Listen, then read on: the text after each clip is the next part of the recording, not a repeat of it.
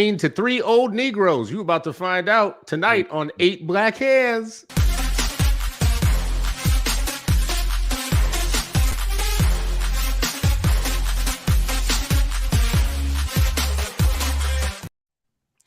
Welcome, friends and fam, to another episode of 8 Black Hands. Tonight, we got a very special show for you. We are missing some hands, but we have better hands in place because better hands are the ones that arrive and show up.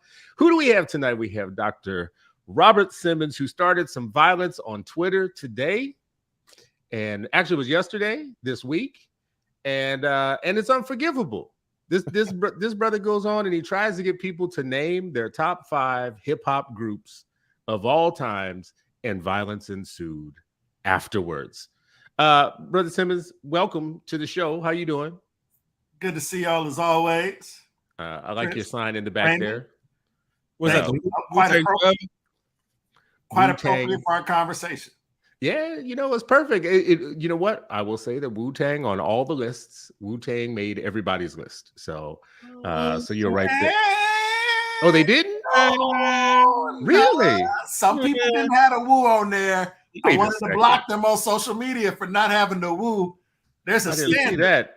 I mean, I missed that part. Okay. Yeah, not everybody had the Wu. But you had the Beastie Boys. So let's start there.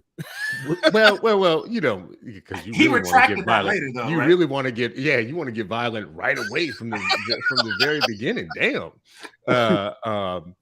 Well, let's start with why y'all wanted to give our brother Sharif such a hard time. I just want to start with that. He's not here to defend himself. And I want to know, why would you give the brother who grew up in Iran a hard time by missing a few acts here and there? A few? I mean, he had most of them. As a matter of fact, wait. Go ahead. That's like being from Detroit and somebody asks you what is good music and you don't mention any Motown artists, regardless of generation.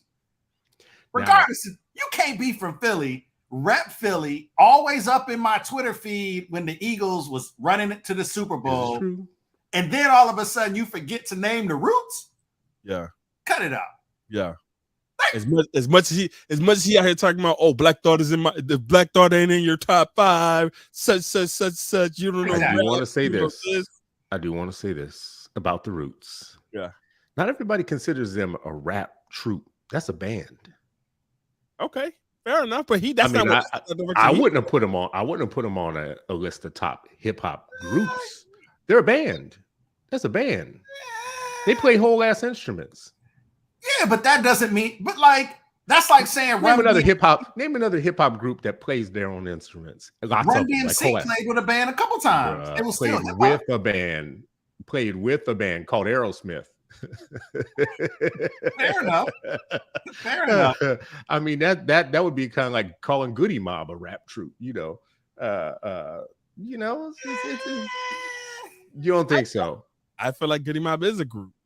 You think they're a hip hop group? Yeah, or a band? Oh, a group. Okay. All right. Well, I'll let y'all live on that one a little bit. We digress from your assessment of the Beastie Boys as being in the top 5, sir. Bruh, you from Detroit. You got Eminem as your top seller. No. And what's his name? MK. What's his name? What's the other dude's name? Which one? Kelly. The one that dresses like Cher now. Machine Gun Kelly. Machine Gun Kelly. Yeah, there you go. He's from Cleveland, sir. He's not from Detroit. Oh, he's not. Machine Gun Kelly is not from Detroit. Are y'all just not claiming him now, or what? No, he's not. Don't distract. You know what? The Beastie. You know who is? What's his name? Who grew up with the $5 million house and then all of a sudden wanted to go hip hop? Kid Rock. He's not from Detroit. No, Kid Rock is not from Michigan. He's from Michigan. He's not from the city. Well, okay. So now he has to be from Detroit in order for absolutely. You got to be from the city. You see how that moved? You see how that line moved? We got a standard here. Sometimes the line moves for the standard. So it's a bit subjective at times. I will say this much. When I was doing some research for this show, I was trying to look up stats, and it's very hard to get accurate hip hop stats because there's so many different sources that have different criteria and different ratings for But what when you say stats, what do you mean? Like album sales? Yeah, it was like trying to figure out like the top of all time, the sales, and there was a difference between the top albums and the top acts, right? Fair enough. Like there'd be people that had one album that was like the top album. Eminem showed up on the list like with 3-4 of his albums at the top of a lot of lists by himself.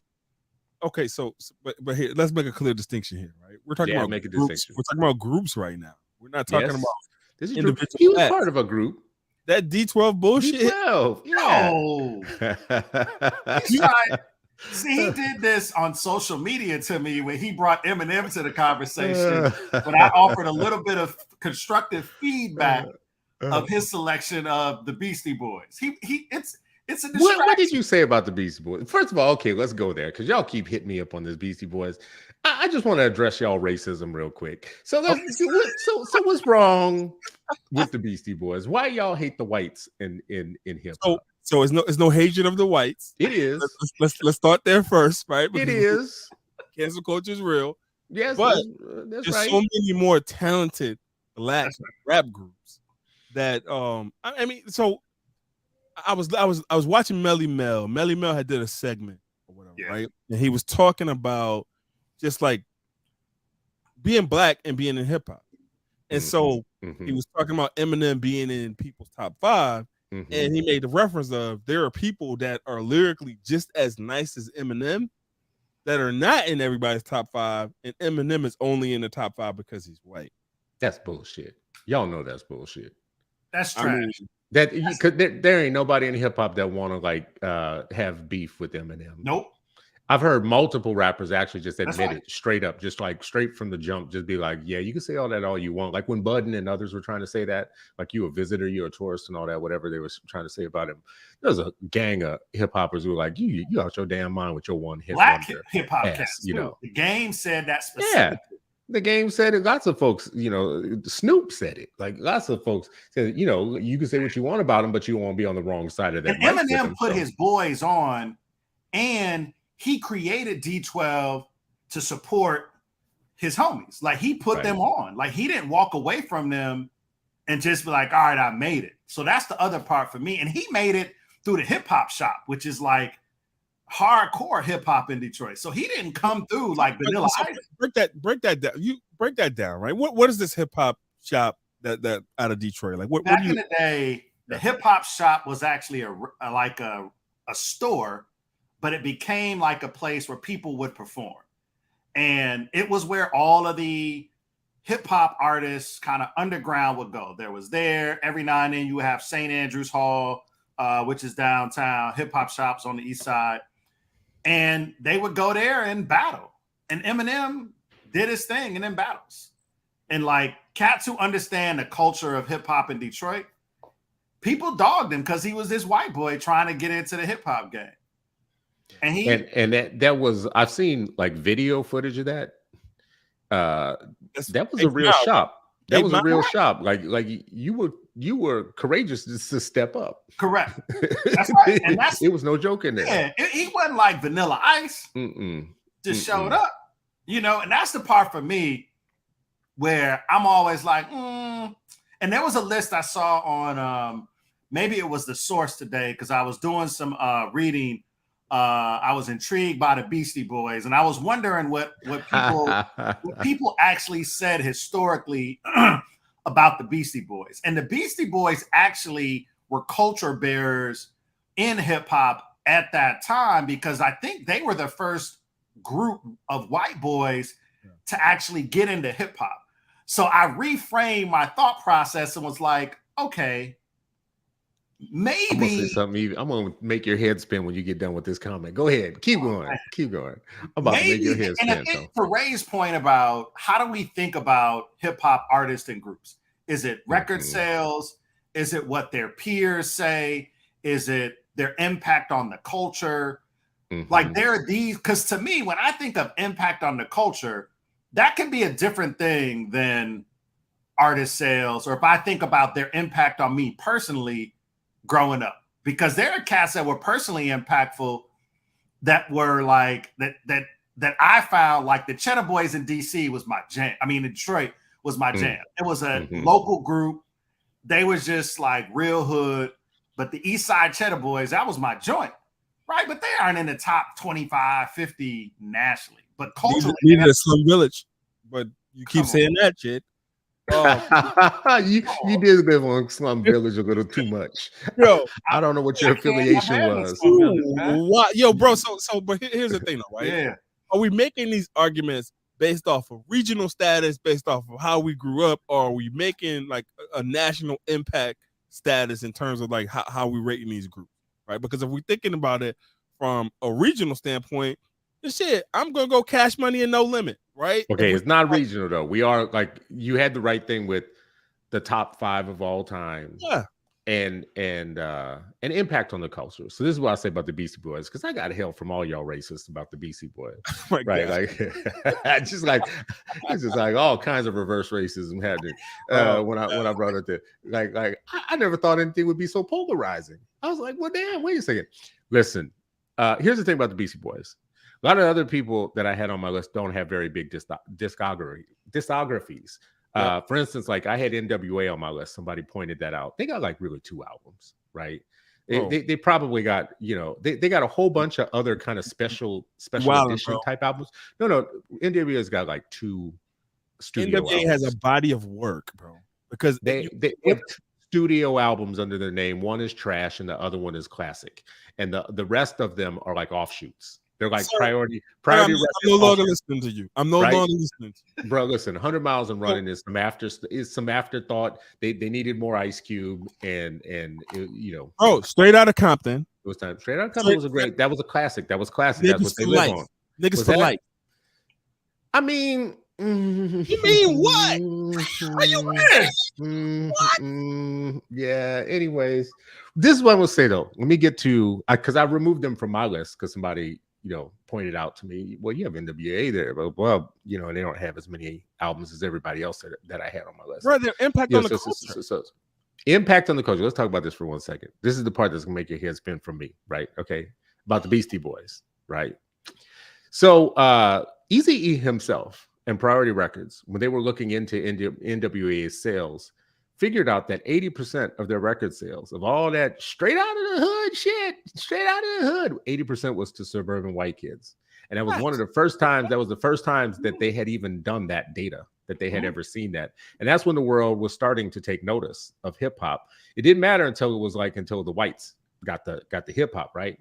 But what actually had greased those skids was the Beastie Boys. When Madonna took the Beastie Boys on tour as her opening act, that was widely seen as like this crazy, stupid, silly, why would you do that type of thing? Like she should have taken somebody else that was more in, MTV ready, somebody, like another pop type person or whatnot. And her being Madonna, she always did this. She always tried to introduce underculture things. Like, the gay underculture, the club doing scene, that now. because whatever. She's been doing that for years, but her taking the Beastie Boys was exactly that. And her taking white rappers who had never been seen before, that whole thing had never been seen before, unleashed on the world something they had never seen before. It was all through Madonna, right? So she takes these 3 white boys around the globe and around the world, and suddenly white people start paying attention in ways. I don't know if y'all remember that. People were talking about hip hop as if it was going to be a passing black fad. Not that it was going to be hip hop like it was going to be a passing black fad. No, they did. They absolutely did for years.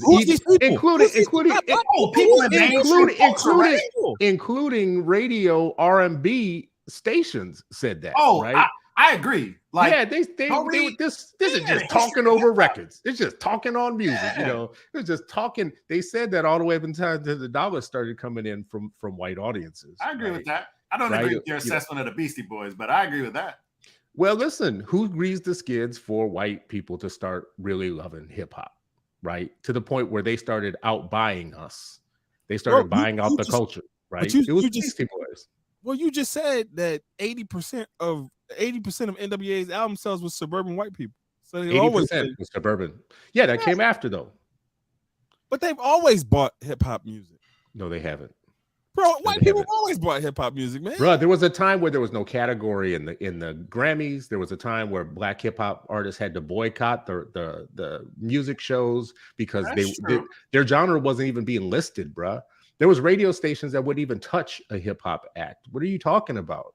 It took a long time for I'm older than you, maybe, but it took a long time for the legitimate mainstream culture to accept hip hop as pop music. Who went like mainstream and music? Who went to see Crush Groove? You telling me white people didn't go see Crush Groove? I saw Crush Groove. I saw it at the Dollar Movie Theater too. You think white people went to see Crush Groove? Bro, what's wrong with you? White people went to what's wrong with you, bro? What's wrong with you? Those movies, we made those movies actually make their budget. We made those movies make their budget. How long has Rick Rubin been involved with Def Jam? I mean, he was there from the very, very beginning. He was like some of the earliest acts. You always had a white component to hip hop. Yeah, but it was black audiences and white audiences. Right. White corporate America wouldn't touch it. White, it took a long time to get hip hop. And there were black people who wouldn't touch it. Like C. Dolores Tucker was like just bashing NWA. This is right. And hip hop in general. Yeah, this is right. And I mean, little as it's told, and this is how ironic music can be. And I'm a music nerd, bro.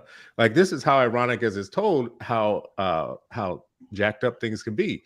The R&B community hated hip hop, and R&B groups was trying to stop sharing the airspace with hip hop, and hip hop overtook R&B at some point and killed it. Oh yeah. R&B at some point was kids music. Hip hop was kids music. R&B was grown folk music. And at some point, hip hop took over everything. The radio, the whole set. I don't know if you remember this. You would go into some record stores and they just had a section called Black. Do you remember this? Sam Goody, Music Land. They used to have a section. They used to have a section just called Black. Yep. Where all the black shit would be, whether it was like Wes Montgomery or whether it was hip hop. Some people listening tied down. It would be tied down to the brackets too. This is true. He just said there's some people who wouldn't know what a record store was. If you are listening to this, don't even know what a record store is. They like a record store. What's that? If you're listening to this and you don't remember Sam Goody, Music Land, Tower Records, any of that type of stuff, you used to have to go, and Peaches in New Orleans, you had to go and buy your albums. That's right. And bring them home. And sometimes you would make a good choice and sometimes you would make a bad choice. What was your first hip-hop album you bought? Rapper's Delight. First hip-hop album I bought was NWA. That shit, and that Straight Outta Compton. And I must have played Fuck the Police like... I remember when I first heard that Straight Outta Compton album. Yeah. It can't be understated now because we live in a culture of everything is nasty and hardcore. Yeah. But it can't be overstated how much of a piercing that was. That just pierced through everything. It was like, damn, who gave them a record contract? God damn, what is wrong with these fools? Yeah. They stealing people's pockets on the record. I got one for you, Chris. You were talking about a group. Who was your first album? Who first album you bought? Poor Righteous Teachers and Kid and Play. Oh damn! I bought that Kid and Play album. That shit was trash. I mean, I thought it was dope because with NWA. Yeah, I mean, I'm gonna ignore that. That's just yeah. I mean, what's wrong with you? Kid and Play was a genre of hip hop that was important.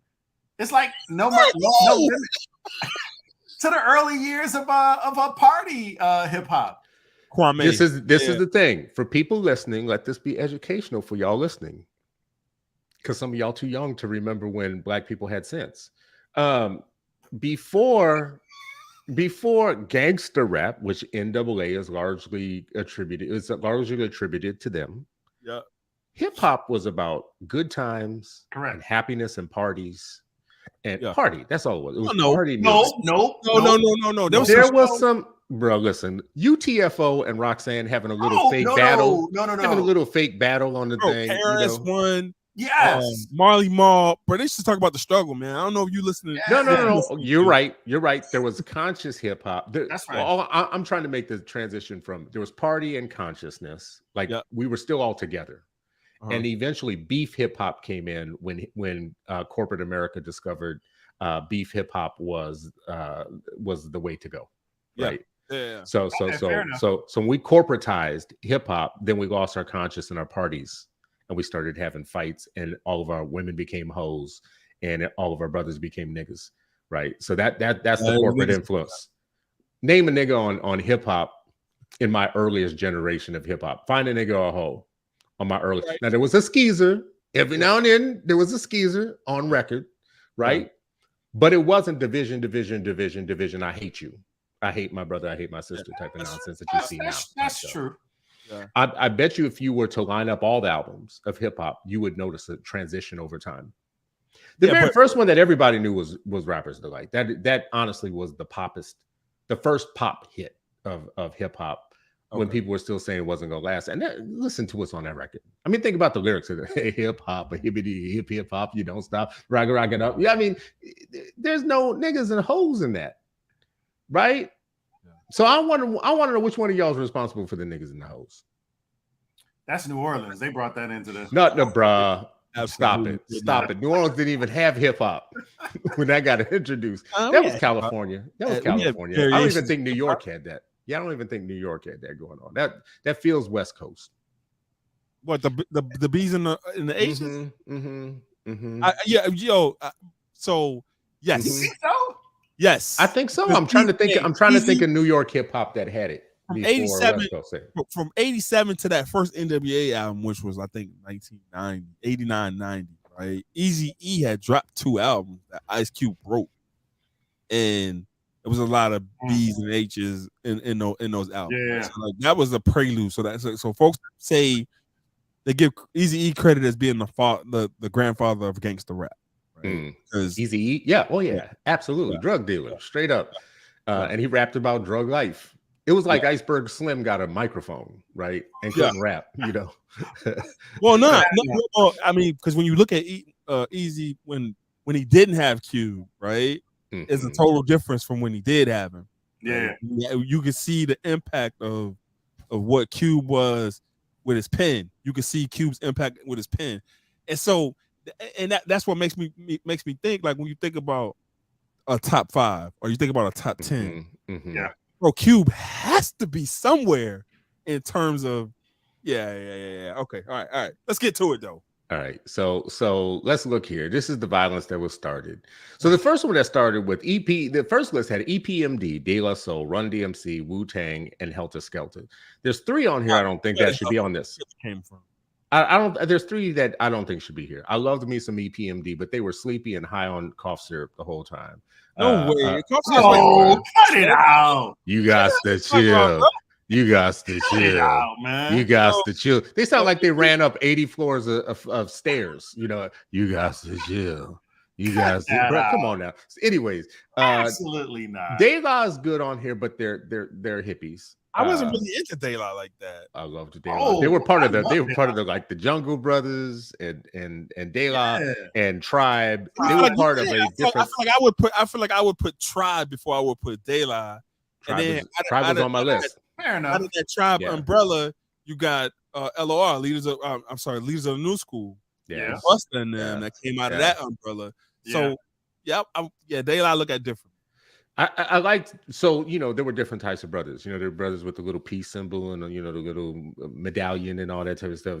So the Jungle Brothers, De La Soul, Tribe Called Quest, the whole kind of crew from that side of things were the more crunchy black folks, and that was me. That was like I actually never liked the hatred in the other music. I felt like, what are you niggas so afraid of? Like, what's wrong with y'all? Like, why y'all always, goddamn, calm down.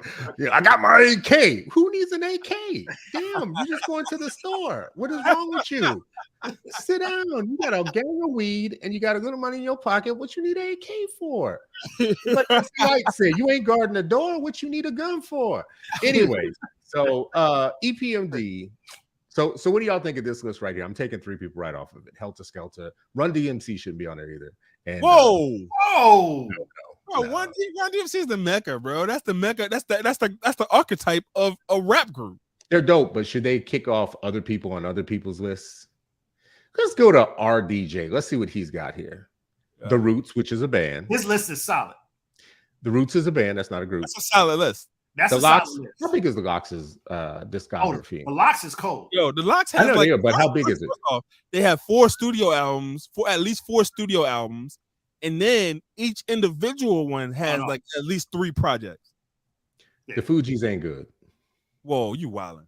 You wildin'. They're not, and that's not a hip hop. That's not a hip hop group. That's a band. What? That's another band. No. Yeah, it is. It is. So Castillo should I be will on say this show. Praz by himself. By Who? himself. Not the, so wait a second. Let The me back up. Fugees, not a hip hop band. I'd take Not that a hip back. hop group. I take that back, but it was a little sing-songy. But I take that back.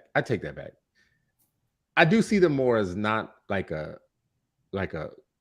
get Wu-Tang because that's a collective of rappers. That's not singing, that's not dancing, that's not, poppy shit. That's each one of them by themselves was dope. And when you put them together, it was like unbeatable, right? So, let me ask you this though, right? So when you look at the Wu, right, and you look at what they were able to do individually as well, right? And then some of them branched off. You would have like a Ray and Ghost.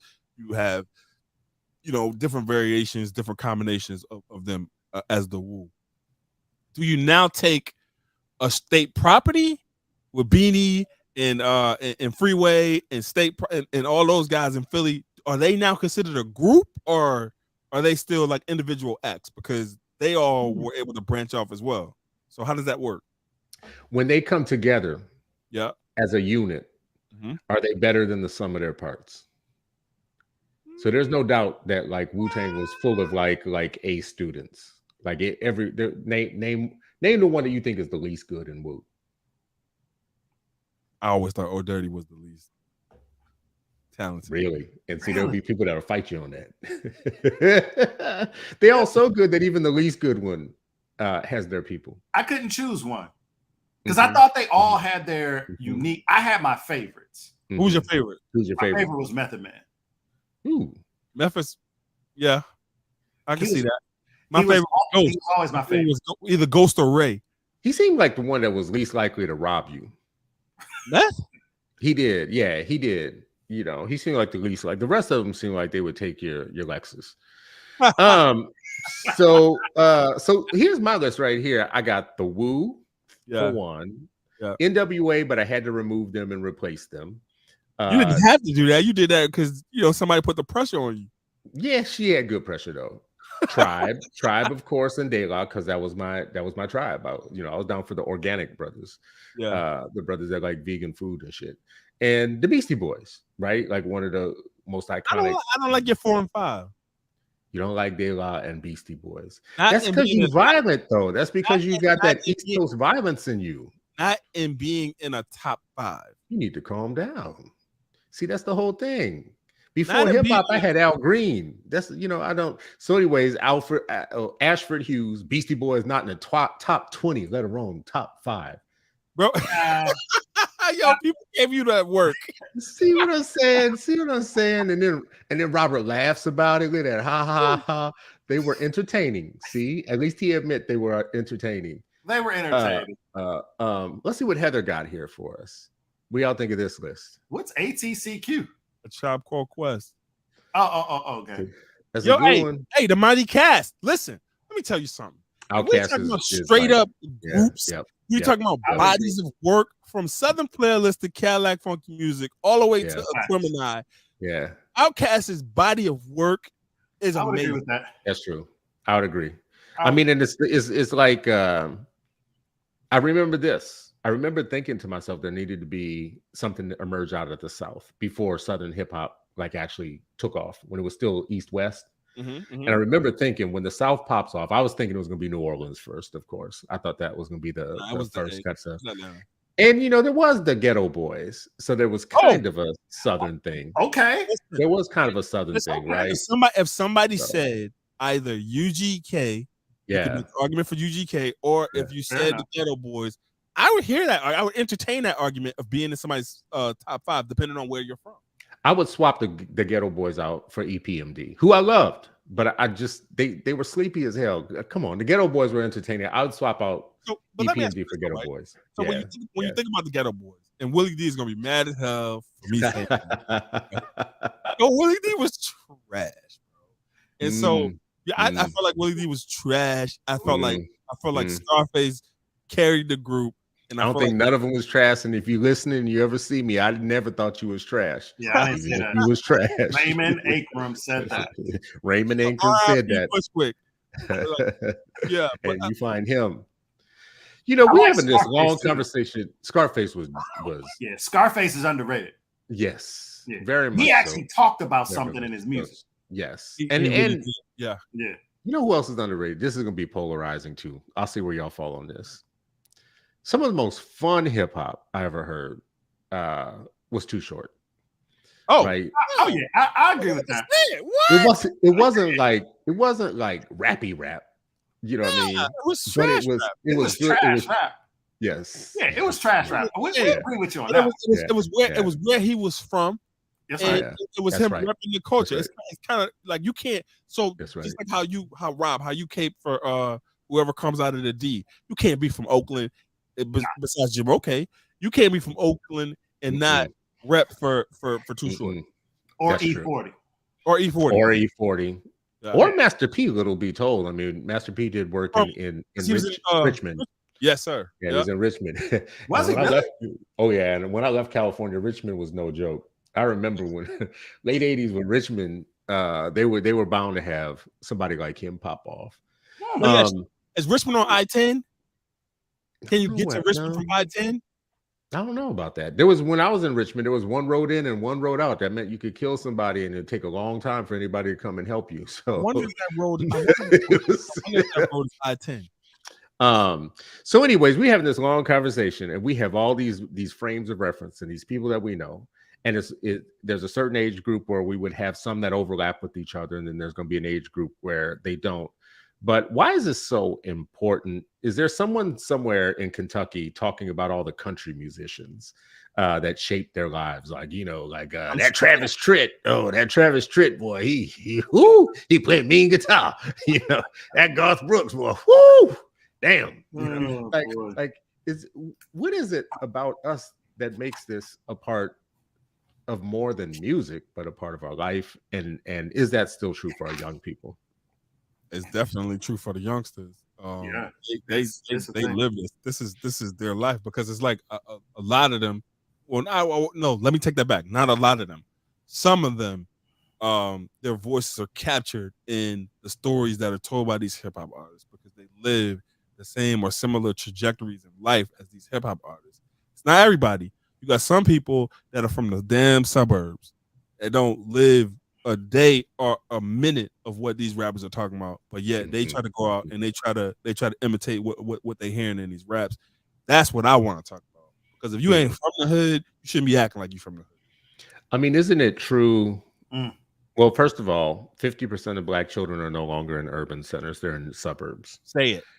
So there's a book by, and I mentioned this on the show a lot because I feel like it's a forgotten statistic. There's a book by McCoy LaRue, I think is his name, or Leroy McHugh. I don't know if y'all know this book. It's called The Promised Land. And his research is on that 50% of the Black kids that now live in the so-called Promised Land, which is, the suburbs. And they're out there trying to find themselves and their identity in places where the music is what's keeping that identity alive with them, which means a lot of them are actually what would have been called years ago faking the funk. I don't know what the newer version of that particular thing is, but fronting, you guys be called fronting, capping, and they got their 8 white friends thinking that they got a cousin Pookie somewhere that taught them the hood stuff or whatever. I don't know, but the music is what's keeping that alive for them, and I wonder if that's a good thing.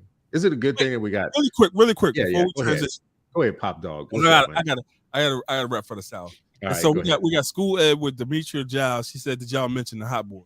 And so I think it's very interesting that she says something about the Hot Boys, because you got the Hot Boys, which was a Southern supergroup, right? So you got the Hot Boys that consists of BG, Juvenile, Lil Wayne, and Turk, right? And so these four brothers made up the Hot Boys, and each individual artist also had platinum albums. And this was unheard of coming from the South, especially coming out of New Orleans, because you had Juvenile, who prior to like switching his style, becoming a mainstream hip hop artist, was a bounce artist, right? And a lot of those artists from New Orleans, prior to switching their styles up and whatnot, they were on like a bounce cadence with that DJ Jimmy beat. You know what I'm talking about, Chris? DJ, the J, the I, the M, the I. It's All right, them. you about to do it. Okay, go ahead. Listen, Oh, boy. Building off that success from Master P, and then Cash Money had a run, bro, from 99 to about 2007. Cash Money had a run, man. $100 million. This is what's interesting, though, to the point, though. Like you talk about Master P, we just talked about how the South wasn't part of the game for a while. So it was all New York for a period of time, New York and Philly and the East Coast. And then the West Coast actually perfected hip hop because y'all couldn't do it. And then there was this East-West thing, and they started killing each other. And the folks down South was just like, well, we just high. We just want, like, what's wrong with y'all? So they started doing their own music. But up until that time, you could be black in any state, and that was being exported to you. Right, you was up in your mall in like some state somewhere. You had nothing to do with either Compton or New York.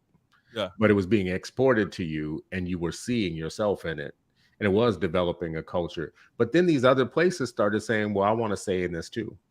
New Orleans is a good example. Baton Rouge, like who would ever thought something would come out of Baton Rouge, right? That's true. Louisiana, right? Like of all places. Boosie was Uncle Luke in Florida, right? Like who the Two Live Crew. We had Esham in Detroit. What was that? They shaky booty. Who was that? Esham. It's like underground hip hop in Detroit. Oh, I might have to look this up. Yeah. I thought Detroit was about the house music or something else, like an industrial house or something like that. It just sounds like depression and layoffs. So anyways, like I won't even respond to such that's just violent. It's just violent. It just sounds like white flight. The aftermath. So anyways, we were talking about this. Like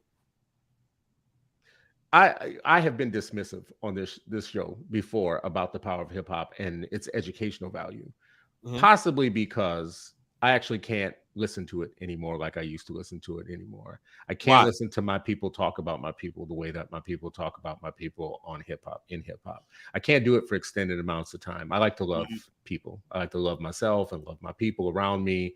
I don't think of my women the way that hip hop thinks about our women. I don't think about my friends the way that hip hop thinks about their friends.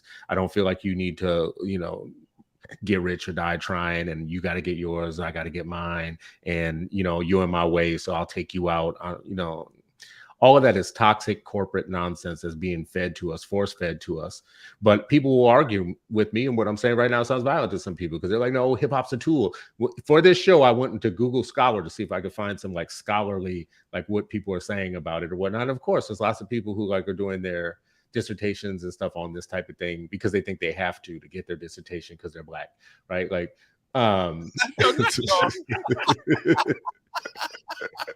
right. But where am I wrong? Am I wrong? Just like y'all as educated black folks, am I wrong about my assessment about the educational value?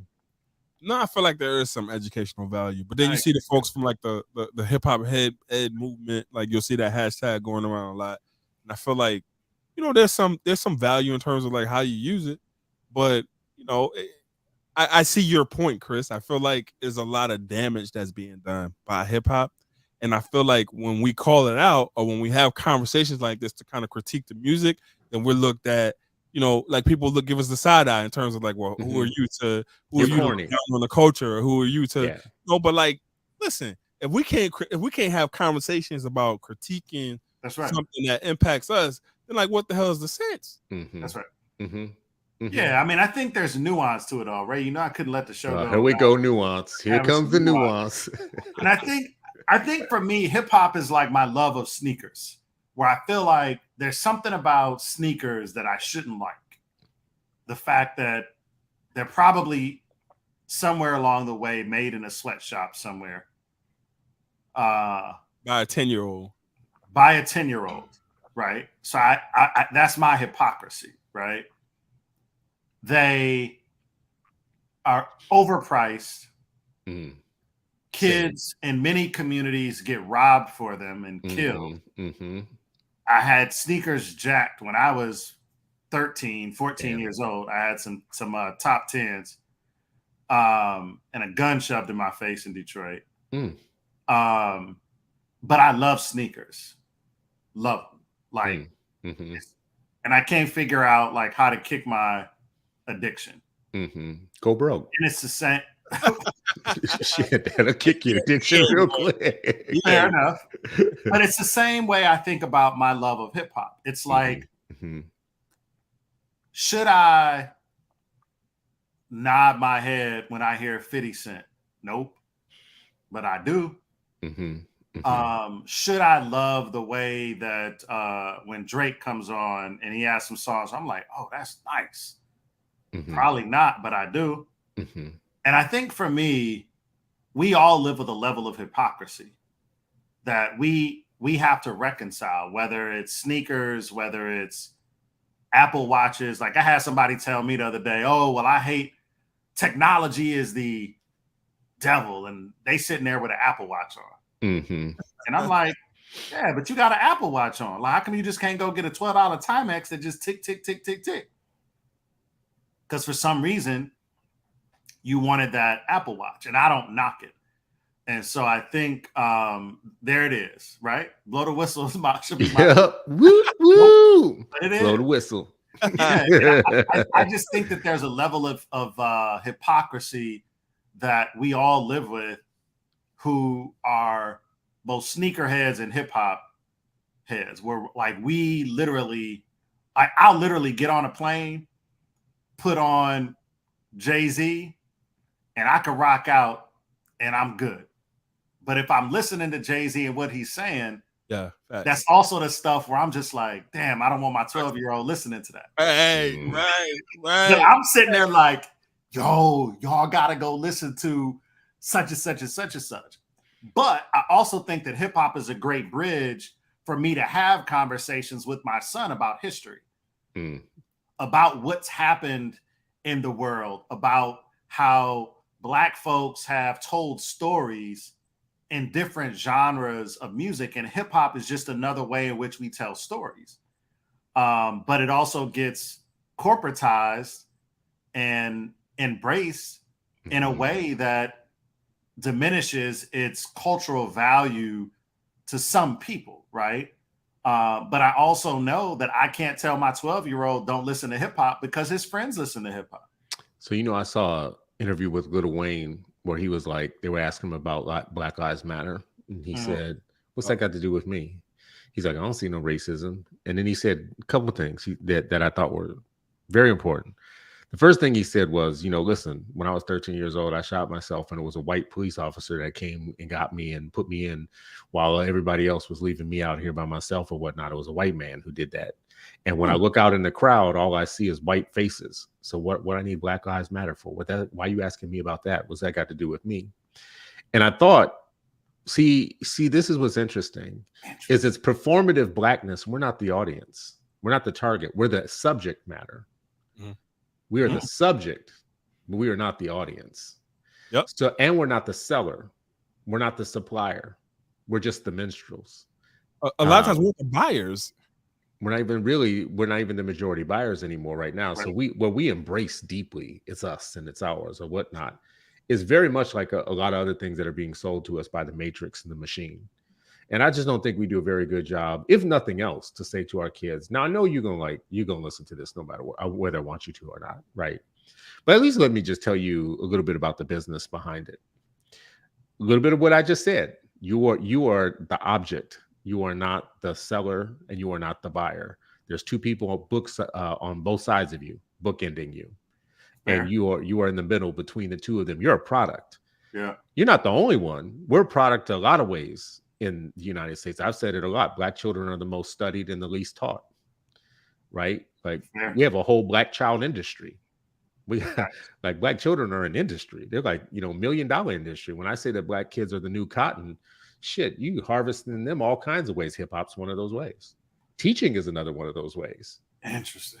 Schools are another one of those ways. Black children are a commodity to the school system. You can process them, you get their per pupil income, and you don't have to teach them. Like they're the best commodity. You raise money on their bodies, and you don't have to improve their minds. This right? is dangerous right now. Right? You're moving into dangerous territory because you're telling the truth, and then you talking some real shit. and people don't be liking to hear this coming from us, but it's real. So listen to what I just said now and translate that, because y'all gonna have to help me understand this story that I don't understand. We are a commodity. Hip hop is a commodification of Black culture, and we are not the stakeholders or the shareholders. The school system is another way to process us for our revenue, and we don't get the full value for our revenue that is raised on our bodies and not our mind. And sports could not be another better thing. Now, y'all popped up and, so there was violence about all this other stuff, but this other story pops up, which to me is really just a story about the continuation of the way we treat Black males from adolescence on. No, sir. Some will say kindergarten on. And the conservative Republicans is about to have a hard time with me. But Raymond, Ray, set the story up for me, because actually it took me a long time, as dense as I am, it took me a long time to understand what went wrong here for this brother. So set up the story. I will set the story up. This is John Morant. He is the star point guard for the Memphis Grizzlies. 23 years old at this point, so he is not a damn child. He recently he has had 3 to 4 skirmishes with the law. The one being his crew had an interaction with the Indiana Pacers staff. Allegedly, he had brandished a gun at his house with a 17-year-old. I think that there's some law that's going to happen behind that. And then also it was an assault on an employee at the finish line. I think it was something that happened with his mom. And then, he had went back to the store. Him and his crew had went back to the store, or whatever. And then there's one more thing that I'm missing. Right? And so, no, I'm not missing this. And so recently, I think it was 2 days ago, which started this whole ordeal. He was in a restaurant. I don't know if it was a gentleman's club or what. But he was in a nightclub. I'm sorry, not a restaurant. He was in a nightclub.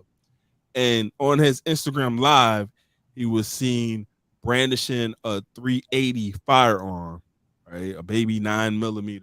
That was our community gun. He was seen brandishing on IG Live, and so he took a lot of heat for that. And so, but even prior to that, a couple weeks ago, I don't know if you guys remember, there was something between him and Shannon Sharp, right? And Shannon Sharp had pleaded with him and was like, "Bro, I see you going down the wrong road. You're not a thug. You're not this. You're not that, right?" And trying to speak some life into him, trying to speak some life into his pops, because also we got to be reminded, because these ignorant ass people like to say, "Oh, he's probably from a single family household." No, his parents are married and he's from the suburbs, right? So we've got to name that too. These dumbasses out here that like to put these labels on young Black kids. But anyway, wait a second now. Let's just stop there for a second. You mean he's got 2 parents? He has 2 parents. And he's still doing things? Like, I thought 2 parents was the inoculation from all bad things ever. That's what I thought. Anyways, too. Keep going, bro. Keep going. But so he's falling out. He's falling down that rabbit hole that you sometimes don't come back from.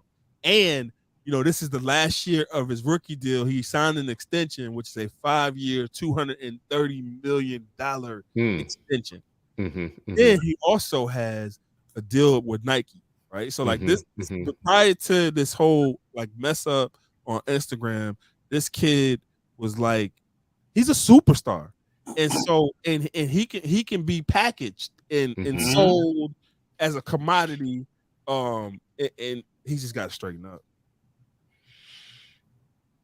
So this is gonna sound terrible. I was just looking for, after I saw this pop up in all your feeds, so I see all the arguing about it. I was looking for the smoking gun of a law broken. And the most recent thing that has all the pressure is him brandishing a gun on Instagram. Yeah. So he's about to sit out for 2 big games of a basketball game. Yeah. Because he showed a gun, which is legal, apparently, in the United States in some places, on Instagram. And we got whole Congress people, and y'all are saying this to you before we started the show tonight, who sent out Christmas cards with the whole family, including kids holding AKs. El Michelle in the comments. Right?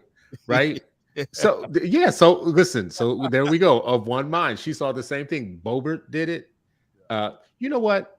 Margie Taylor Greene had a whole advertisement commercial with her brandishing her gun and then shooting it.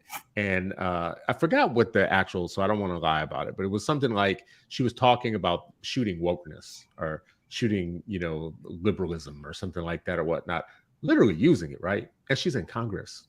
So why is a black man sitting out of 2 basketball games for having a good time in a club and showing his gun? Now, listen, I didn't see the video. Maybe it's worse than I thought. Maybe it's worse than I thought. I'm looking for the law broken. I'm looking for the law broken.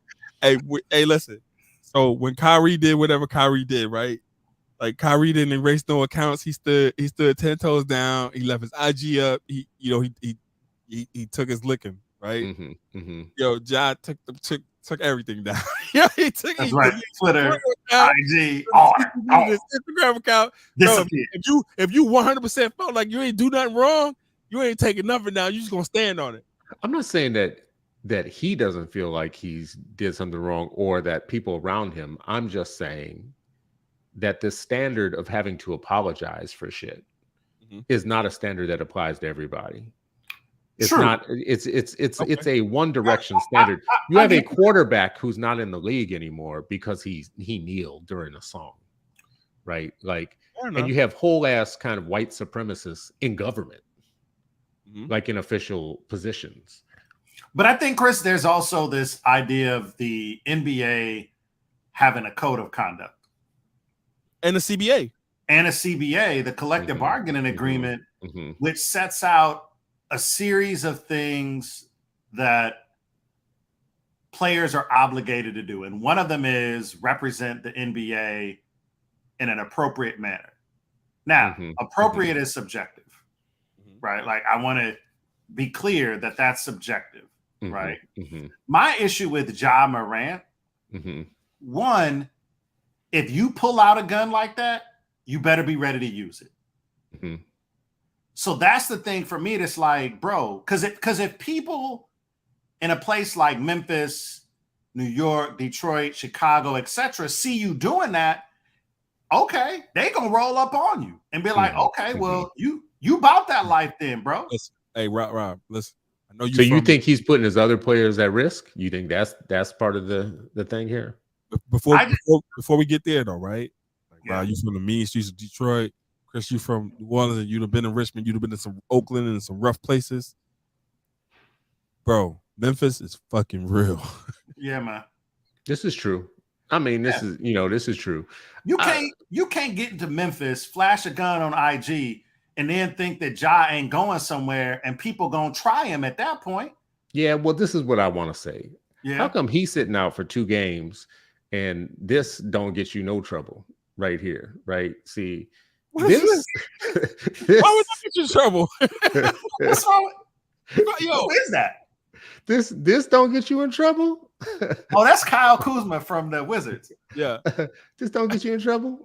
He show a gun. This should get you in trouble. Anyways, I know I'm making light of it, but I don't understand. I struggle to understand this, I guess. Especially the amount of confusion that it's causing and a number of people talking about it. All right, so I tried to frame it, right? And I did this on purpose. I did this purposely because, like, a lot of times when you put a Twitter feed up or whatnot and you let everybody respond to it, then some people are very irresponsible in terms of like how they respond, right?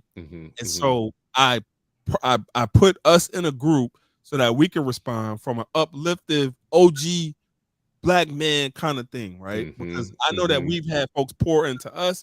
And so if we were in positions to pour into Ja, what would we say to him? What kind of advice would we give to him, right? So I wanted to frame that correctly. I still have people DMing me talking about, oh, y'all just caping for these effeminate black males. Say more about that. Where did that come from? I mean, really? Somebody really said that. Somebody said that? Yes.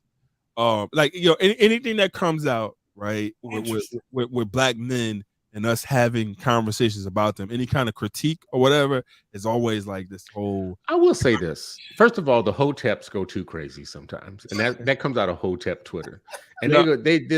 and listen, I love Tariq and some of them other folks for minimal entertainment, for like short-term entertainment. I can't take it in big doses like that.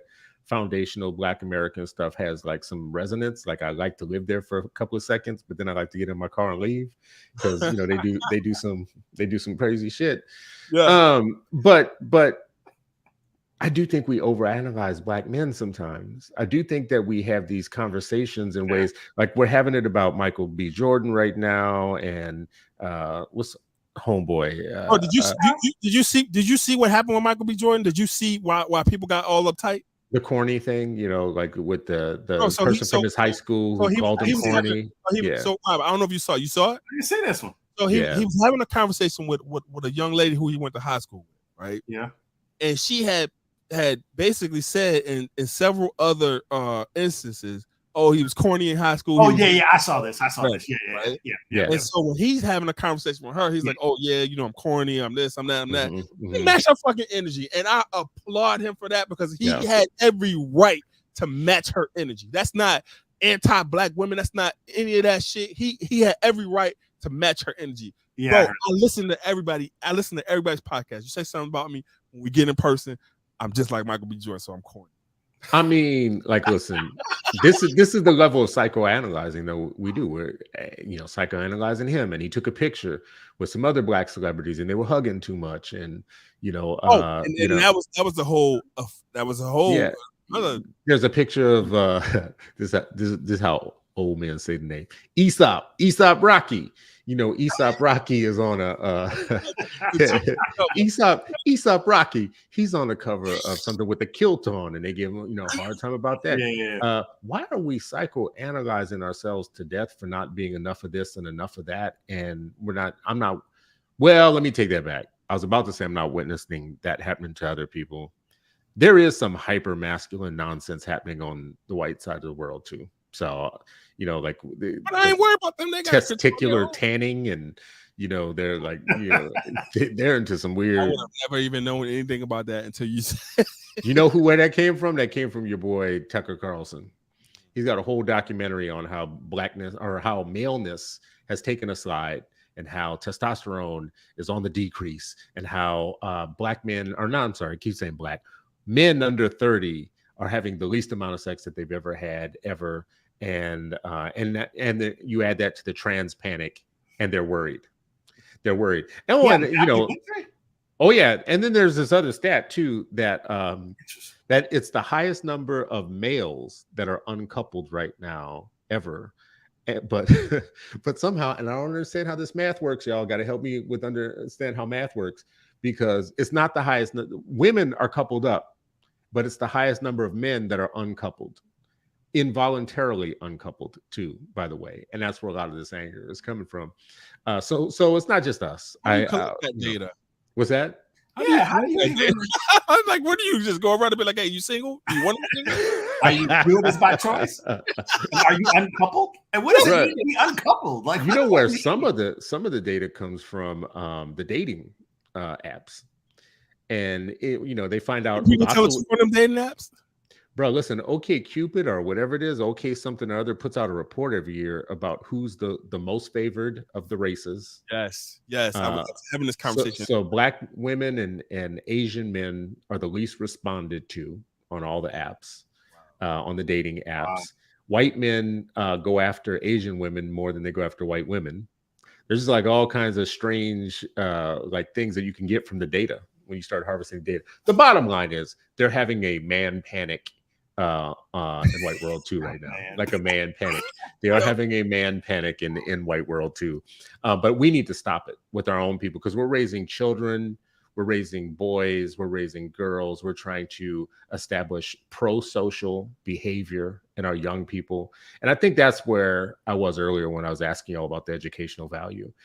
Is everything that we're talking about right now going to give us pro-social young men and women who are going to go out into the world and earn a little something, and then come together and then earn something together, and then give us the race of people that we need to win in America? That's really the bottom line question with all of this. Is Lil Wayne going to help us get there? I don't think so. Um, or half these drug addicts on records going to get us anywhere other than kind of where we at, right? I sound old, but listen, I'm owning it at least, right? I'm owning it. Y'all not owning it. See, Now we own it. I mean, Ray, you use Just for Men in your beard. I could tell because that would be all the way gray. See, like, bro, come with the real club. I don't know. You don't. He said that's Reef, or did you say that's Reef? That's Reef. Yeah, that's not Reef. Well, listen, as we come, as we're coming to a close here, what are your final thoughts on that last question around the cultural value of the things that we love so much? It's like your sneakers, or whatever. But we know in the back of our mind, we got to do some rethinking about how we allow our young people to engage in the consumer culture and in the hip hop culture. I think for me, my closing thought about it is I think it's a perfect opportunity to actually have conversations with our young people, our own children, extended families, uncles, nephews, mentees, whatever, and have folks put down the devices and just have a conversation about consumer culture, capitalism, etc., and what role do we all play in it as consumers, both good and bad, because we're all consumers of something. Mm-hmm, mm-hmm. And I think that's where, for me, I'm taking it on as a challenge to try to do that more with young people, my own son, and just talk about both the contradictions, the why, and the history of it all. And I don't know that there's a right answer, but I think until we actually have the conversation, which is what I actually appreciate about 8 Black Hands, what I appreciate about Twitter and other podcasts that people have, is this an opportunity for us to engage in conversations as a community. And you hope that, over time we can continue to engage in these conversations. And these one conversation will help impact the lives of 2, 3, 4, 5 different people. So, yeah. What about you, Raymond? So I'm starting to look more closely at the value of the dollar, and how I spend money. I feel like a lot of us are getting to the age to where how you spend money now could determine what kind of life you're gonna have when you get older. I had this post about Social Security, and so Social Security, they're trying to move Social Security back to 70. The average Black man is living to age 68. The average Black person is living to age 71.8. And so here it is, you have folks that are paying into Social Security their whole lives, and these folks are trying to back it up to where you can pay into it your whole life, but not even receive or reap any of the benefits from what you paid into it. And so I'm just thinking about that in terms of like the financial moves that I make, more so, making sure that I'm doing the things that I need to do so that my kids are left in a better space than what I ever was. And then also, just making this commitment towards life insurance, right? Because you see other folks, and I don't want to pigeonhole us, but you see other folks use life support as like a come up. Right. And that's how it's supposed to be used, as opposed to people out here posting GoFundMe's and shit to bury their loved ones. But those are also things that we don't talk about enough, because if we have these conversations, then it becomes, oh, you punching down. Hell no, I'm not punching down. I'm punching up. I'm trying to get ready. And I think that's really important because that builds wealth. Like, we need to get in the habit of just talking about wealth. Just even talking about it, even when we don't have any, so that at least the dialogue is going. Like what you just said right now is a public service announcement, right? If you do not have plot insurance, burial insurance, life insurance, or whatnot, see that Tom Selleck commercial and do something. I don't know, make something happen for yourself, right? And there's this thing, I didn't think of it this way, but it came up in one of my feeds. And it stuck with me. Someone was talking about don't wait until you die to give it to your kids anyways. Give them the experiences you can give them now, right? Like invest in them right now while you're still alive and while you're still here, and give them experiences, give them insight into things, help set them up, right? Like if you can do the stuff that other people do, like help them with their down payment on a piece of property, you know, whatever, while you're alive. Don't wait until you're dead. Like you're gonna be leaving it to them. And you know, the other thing I'll say about this show, just in general, we didn't get around to Chris Rock too, you know, like I'm interested in this pro-social behavior thing, and I feel like we're having too many parasocial relationships. And by that, I mean people who look at celebrity culture and rich folks like they're their friends, and like they have relationships with them. Like, you know, Chris Rock's my boy, or, you know, whatever. Chris Rock is not your boy. That was a trash set that he did last night. All right, don't talk about it. I'm about to go watch it right now. It was rich man comedy. He'll say it right in the middle of it. It's I'm rich and you not. And this is what rich people do type of comedy. This wasn't working class. It wasn't middle class. It was like straight up rich man comedy. And it hit me that we are allowing our kids to grow up with celebrities and millionaires acting like they're real people in their real lives, and they're not. Right. And they can't get their pro-social behavior from parasocial relationships with people that don't give a shit about them. Straight up black capitalists who are in black capitalist systems, who have 20 and 30 houses and don't know. They're selling you gangsterism while from Saint-Tropez, right? They're recording in Turks and Caicos. They're recording their album, and they're selling you pathology, black pathology. And I think we should talk about at some point who's going to come around with another pro-social movement. Like who's going to write the book on it? Who's going to help us guide us through it? Because I have questions. I don't have answers to it, but I have questions about what is pro-social education. You know, I know we're trying to struggle and do it for our kids, but anyways, listen, I appreciate you brothers coming in. Yes, sir. Umar's opening in school. He got a date. We got to get him on the show. Stop it. Stop it. Stop it. Choosing violence to end. Doesn't that sound suspicious? Anyways, you've been watching another episode of the 8 Black Hands. And this episode is actually one of my favorites in that. I like the fact that we can mix it up with hosts and other folks coming in. The 8 Black Hands can be a tribe rather than having to be just a set group of people. This has been dope. Even though we have a member who's from a city that has produced no hip hop that is decent. Well, actually, Big Sean. Big Sean is dope. Actually, I did not know that's a Detroit special. Yeah. Okay. All right. Big Sean is dope. Dilla, the greatest. You can't talk about hip hop without talking about Dilla. The greatest hip hop producer of all time. I don't know about that. I'm going with Manny Fresh. Yeah, I was about to say. Yeah, you know. Anyways, okay, that's a little better. That's a little better. I forgot about that. Right. Y'all need to get some new cleaners for your hotels, but that's good. That's good. I appreciate that. My quick story. I've only been to Detroit a couple of times, and both times I stayed at the big, what's like the main. No, it's like the big round thing. Yeah, one. Marriott. Is that what that is? Right on. And there were like 3 different kinds of hair in the bathtub. It was like a Rick James party had taken place in that bathtub. And that's my only memory. That's my memory of Detroit. We'll welcome you back. Except for I had really good food. I did not expect it, but I had really good food. Why would you not expect it?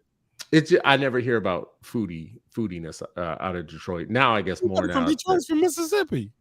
That's true. This is true. They are all from the South, right? That's right. This is true. This is true. All right. Great migration. Shout out to the Great Migration, to all the people who left us out. This has been another episode of the 8 Black Hands. As always, we appreciate you all for sharing your Sundays with us. If you like the show, please share it with a friend, share it with a family member, leave us a good review, and help us promote the show. We appreciate you all. We'll see you next week with another episode of the 8